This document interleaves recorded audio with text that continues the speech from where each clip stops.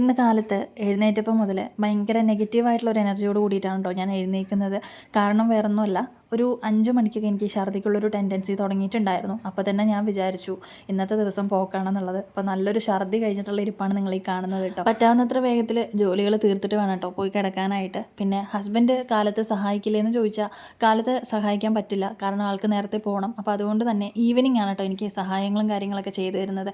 തുണി കഴുകിയിടുന്നതും അതുപോലെ തന്നെ തേങ്ങ ചിരവുന്നതും അങ്ങനെയുള്ള ഒരുപാട് കാര്യങ്ങൾ ആൾ വൈകുന്നേരം ചെയ്തു തരാറുണ്ട്. അപ്പോൾ അതൊക്കെ ഉള്ളത് കൊണ്ടാണ് എനിക്ക് കുറച്ചുകൂടെ രാവിലെ ഈസി ആയിട്ട് പണികൾ എനിക്ക് ചെയ്യാനായിട്ട് എനിക്ക് പറ്റുന്നത് കേട്ടോ. അപ്പോൾ ഇന്ന് നമുക്ക് ബ്രേക്ക്ഫാസ്റ്റിന് എന്ന് പറയുന്നത് ദോശയും തക്കാളി ചമ്മന്തിയാണ്. അപ്പോൾ ഞാനൊരു തമിഴ്നാട് സ്റ്റൈലിൽ നമുക്ക് കുറച്ച് പുളിയൊക്കെ ഇട്ടിട്ട് അരയ്ക്കാമെന്ന് വിചാരിച്ചു. അതാകുമ്പോൾ എനിക്ക് കുറച്ച് പുളിയോടെ എനിക്ക് കുറച്ച് താല്പര്യമുണ്ട് ഈ ഒരു പ്രഗ്നൻസിയിൽ. അപ്പോൾ അതുകൊണ്ട് തന്നെ കഴിക്കാൻ കുറച്ചുകൂടെ നന്നായിരിക്കും എന്ന് വിചാരിച്ചു. അപ്പോൾ അതുകൊണ്ട് പുളിയോട് കൂടിയിട്ടുള്ളൊരു ചമ്മന്തി അരയ്ക്കാമെന്ന് വിചാരിച്ചു. ബ്രേക്ക്ഫാസ്റ്റും കാര്യങ്ങളൊക്കെ റെഡി ആയി കേട്ടോ. അപ്പോൾ കറി എന്ന് പറയുന്നത് മാങ്ങയും അതുപോലെ തന്നെ ഉണക്കച്ചെമ്മീനും കൂടി ഇട്ടിട്ടുള്ളൊരു കറിയാണ്.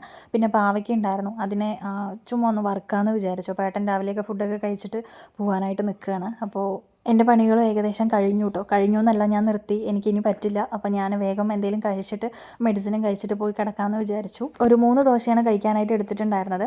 ചമ്മന്തി ഉള്ളത് കൊണ്ട് എനിക്കത് 3ഉം കഴിക്കാനായിട്ട് പറ്റിയിട്ടോ. പക്ഷെ നല്ല ടൈം എടുക്കും. 3 ദോശയൊക്കെ കഴിക്കണം എന്നുണ്ടെങ്കിൽ അരമണിക്കൂറോളം ഇരുന്നിട്ടാണ് കേട്ടോ ഞാനിത് കഴിക്കുന്നത്. പക്ഷേ കാര്യമില്ല, അരമണിക്കൂർ കൊണ്ട് ഇത് ഛർദ്ദിച്ച് കളയും.